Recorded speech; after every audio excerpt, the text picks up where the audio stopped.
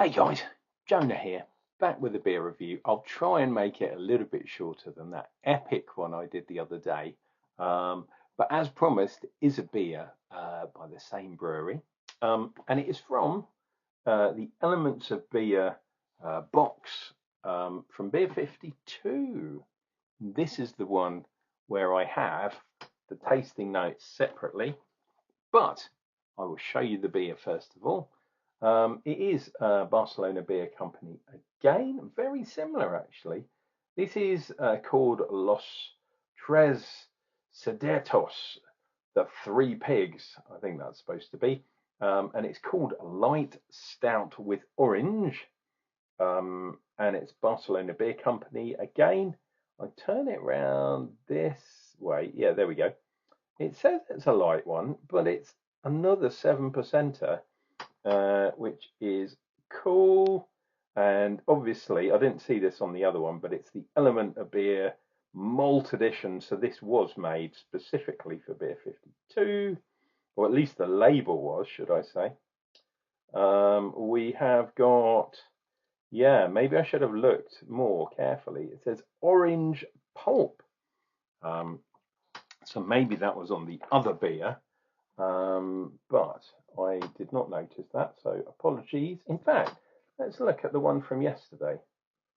Yeah, it doesn't actually say anything on here about the orange, but never mind. Okay, light stout with orange, Centennial Fuggles, everything's the same. So I wonder, does this actually have the orange pulp in it? Because that looks very, very similar to that one. Choco Orange Stout. Well, it doesn't have the lactose in it, I think. It's getting very confusing. I have to say, dear viewer, this beer box very much confused me. There was that one where I had to actually make an apology video the next day, purely because the beers that looked incredibly similar were in fact slightly different. I think I've drunk both of those. I'll have to check in the box, but those ones were the Twisted Twins ones, a sweet one and a bitter one. I think I drank those already. Check out my Untapped, and you will see if I drank them or not. And yeah, I'll have a look. The boxes are under the stairs, downstairs, because that's a cool part of the house. Nowhere near any kind of radiation. Probably, I don't know what, maximum sort of 14 degrees ish. There's not exactly cellar temperature, but it's not super, super hot either, alas. Right, so this one, and this has got a bit of a, I mean, I can squeeze it, but it's gonna, yeah, when I open this, it is going to be a bit lively, I think. We'll see how much the head does. Oh, maybe not so much. It's a stout, isn't it? So this one, like I say, definitely has some sort of fruit in it. So I wonder if the other one was supposed to have fruit in it and didn't, because I couldn't detect any orange in that one at all. Crazy. Right, let us get this bad boy into a glass, and we shall see what we get. Light stout. So this is, yeah, this is not a normal stout in my book, because it's not, I mean, it looks a bit dark. I don't know, even on the camera it looks ruby brown, but let me tell you, the colour at the bottom is what I'm seeing. It is, yes, it's brown, not black. Right, let's see if we can get that on there, and then my head in the middle somewhere with a cheeky grin. Yeah, man. Right, similar size head actually, over a finger, but only just. Carbonation, if you look at it, is reasonable. It's not unbelievable, but it's reasonable. Let me see if I can get a torch on here, and then you can see. Yeah, there we go. Look at that. That is not a stout in my book. And Jesus, look at all that. No wonder the head's there. My God. Absolutely crazy. And I'm sorry if I blinded you. I was trying not to. And I know a lot of beer reviewers do that shine the light through the beer. Usually it's a quality thing, looking for haze and things like that. I don't mind haze, especially when it's purple haze. Um, but in this case, I thought I'd show you the colour of the beer. Head is off-white. It's like one of those paint things you buy in the shop that's called off-white colour. I suppose, I mean, very, very light cream, a milk perhaps, with a slight reddish hue. There we go, it's gone into focus there. But there's some large bubbles, so yeah, I don't think that will last too much. Light stout. I think, actually, I think the point um, wasn't to do orange or no orange. It was to see the difference a malt can make. And all the malts are the same. It's just, and the hops are the same.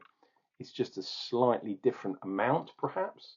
And saying this is the difference. If you put slightly less of the dark malts in there, you're going to get a ruby red, which I guess is, what I would call that. But this is not going to be a stout. I'm sure it isn't.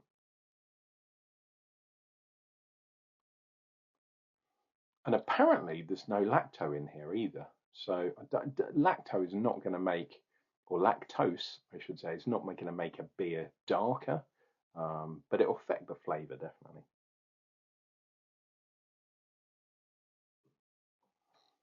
So yeah, on the nose, I'm not getting so much of that roastiness. There is some roast barley in here, but I'm getting more of a kind of bready, toasty type thing. Um, let's see what we get, dear viewer. Cheers and beers.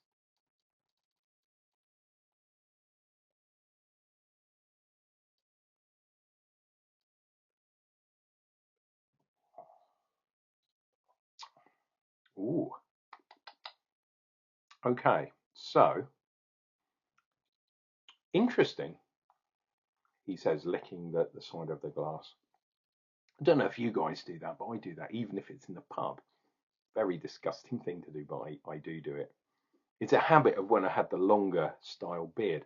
Oh yeah, what do you think? I've shaved my beard back a bit, so it's more kind of short. I mean, shaved up here as well, but I'm probably not going to shave again for a while, unless it's to trim up the sides and down here. I'm not going to bush out this. I'm not going to shave out the bush. That's what she said, Your Honour. Um, yeah, this has got that kind of fruitiness, that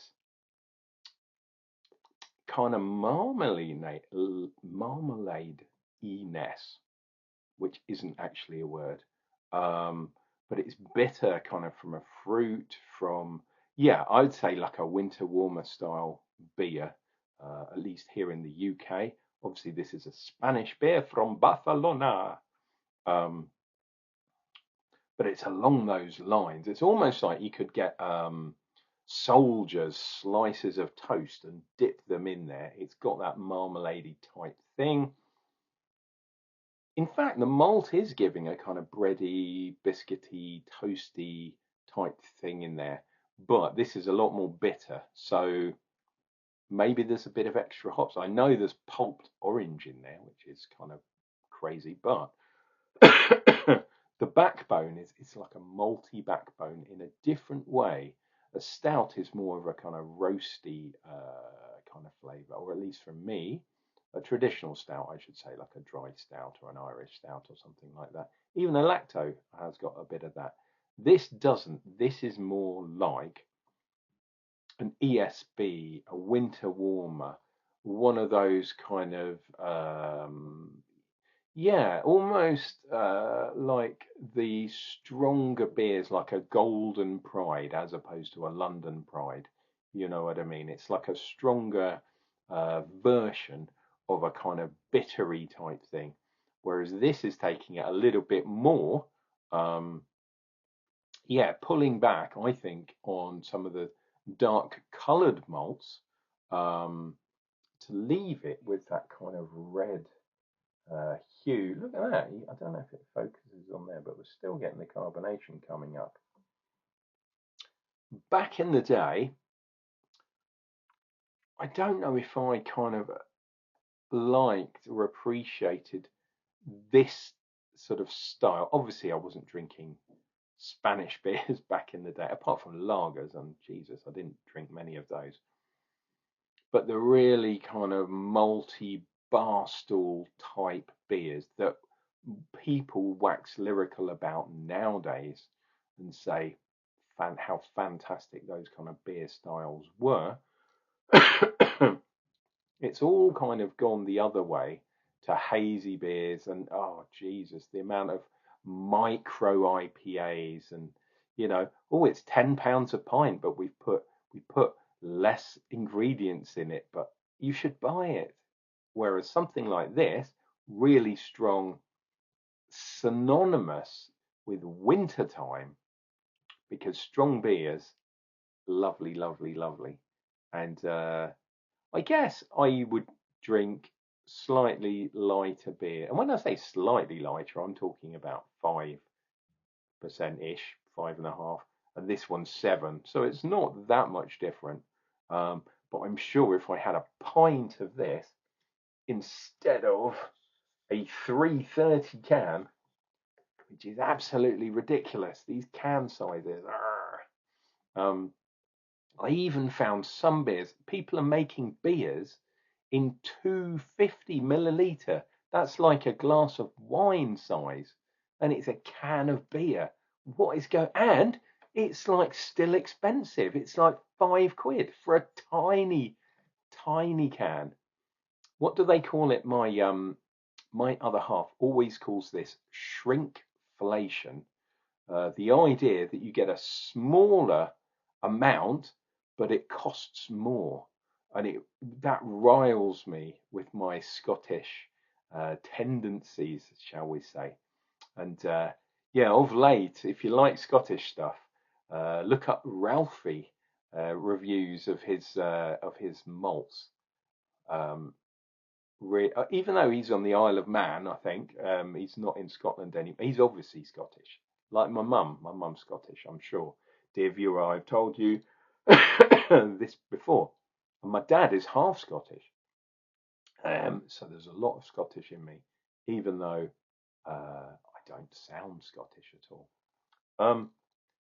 In fact, some people would say to me, "Oh, where are you from?"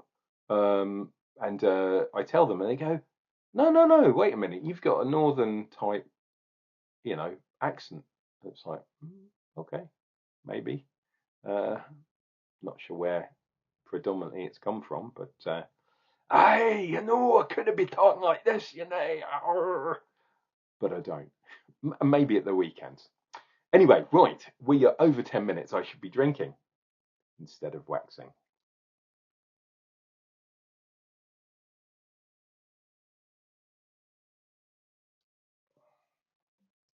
Oh, yeah, these fruity type beers, and in this case, apparently it's the same hops, Centennial and Fuggles. I'm not really getting the Centennial's taste, which I always say is from, for me, it's a kind of bubblegummy. And it's weird because people say to me, "What do you mean by that bubblegum thing?" It's not chewing gum. It's not a minty taste. It's like that bubblegum you used to get when you were children. And it's a kind of fruit, but not. It's a generic fruit. It's not actually a fruit taste. It's bubblegum fruit. Pardon me, dear viewer. First time I've said this, but quite a well carbonated beer. First time in the 2026.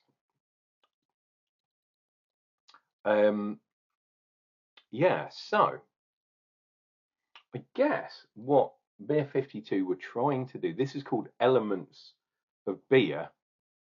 And I think I've got a better understanding through doing some of these video reviews, because I have drunk a few of these beers already and not done them on video. I've just done them on Untapped, and that's predominantly, I guess, because I'm a bit lazy and wasn't kind of feeling it. But now I am. Dear viewer, I am feeling it. Um, yeah, wow, where did that come from? That's what happens when you drink 7% beers. Um, Weird things happen. And that's kind of why I like them. But yeah, I've also been drinking, I've had a bit of a stash of the St. Peter's Winter Ale, which is an absolutely fantastic beer. That's 6.5. And that's got a lot of those kind of, it is a kind of winter warmer type beer. It's a winter ale. So it's got that strength, but it's kind of got a bit more kind of fruitiness in the sense of a kind of cake, like a fruit cake or a Christmas cake, perhaps. This doesn't quite have that malt wise. And the one the other day, the stout didn't have it because it was a stout. It was more of a dry thing, even though there was some lacto in there.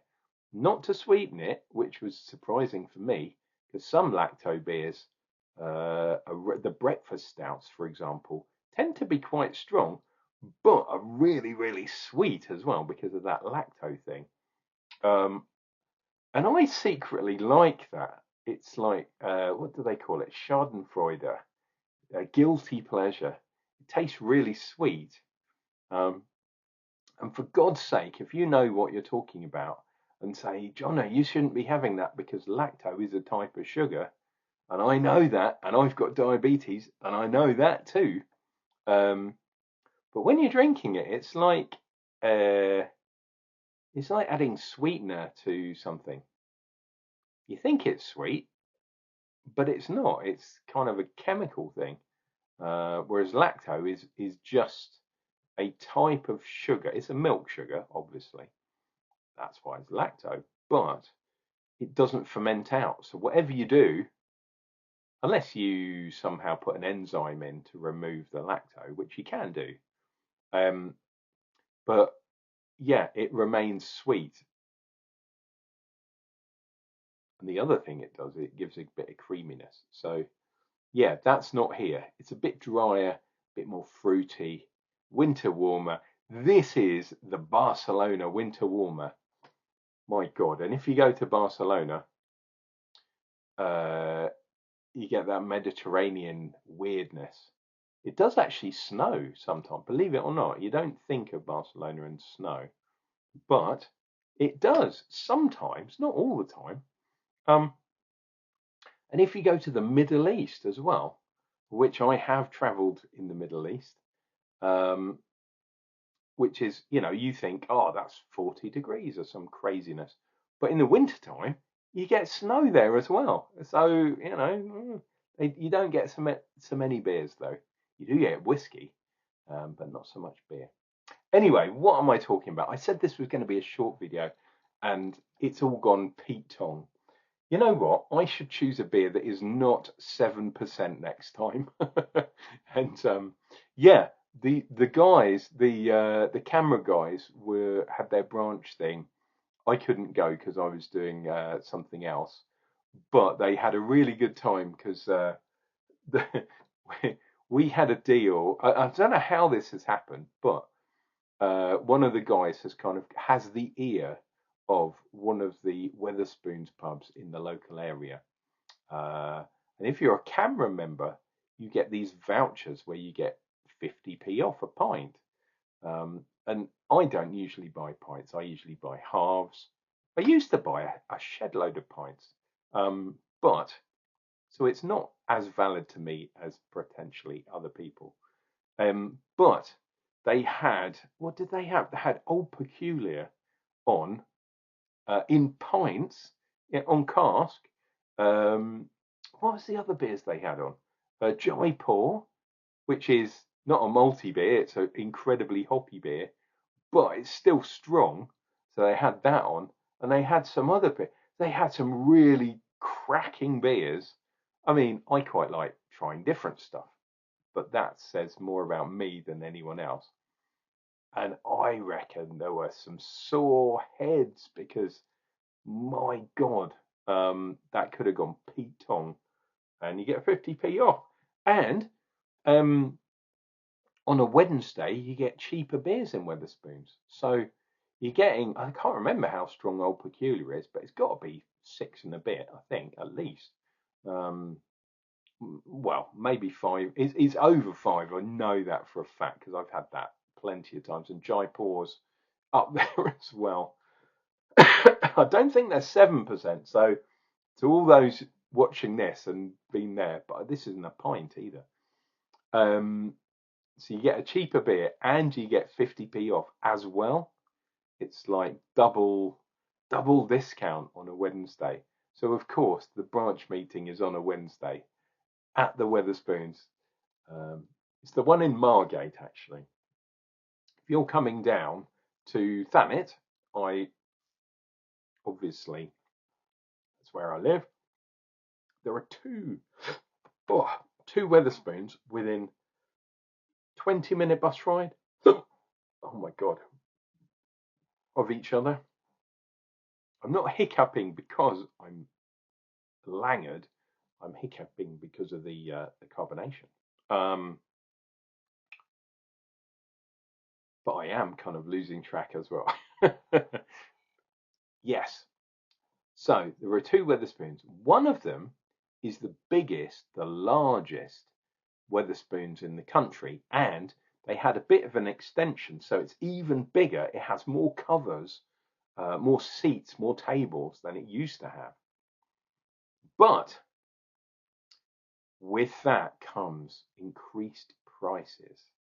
So the food's more expensive, number one, and the drinks are more expensive. You do get your discounts and all that kind of stuff. Yes, you do. But if you go to the Margate Wetherspoons, the Mechanical Elephant it's called, it's cheaper. The food is arguably, well, the food is cheaper, but arguably better because they have a slightly different menu as well, which is crazy when you think about it. When you think about chain pubs, you think, oh, they all do it all the same. No, they don't. They really don't. If you dial into the detail, which I quite like doing.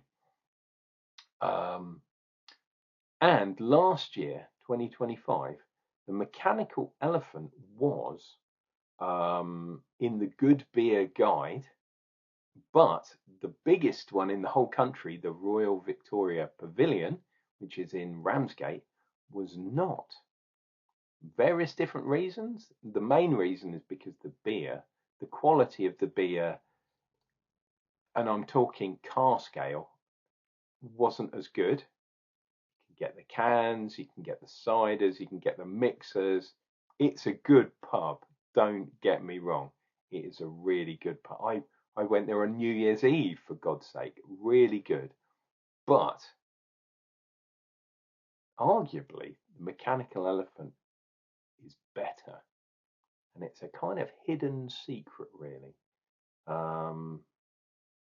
Yeah, I will leave you with that, and I'll drink the rest of this. We're over 20 minutes again. I'm spoiling you, dear viewer. And I did have a delivery today come through, so I will be doing an unboxing video as well. Kind of spoiling you. It's going to be weird this year. There's going to be periods where I'm not doing as many reviews, but at the moment I'm going to do, at least 3 reviews in a row and probably more than that. Anyway, I'm going to enjoy the rest of this. Cheers to you. Please take care of yourselves. Take care of each other. Take care of your family. And I'll be back for another beer review. And that's going to come up real soon. Cheers.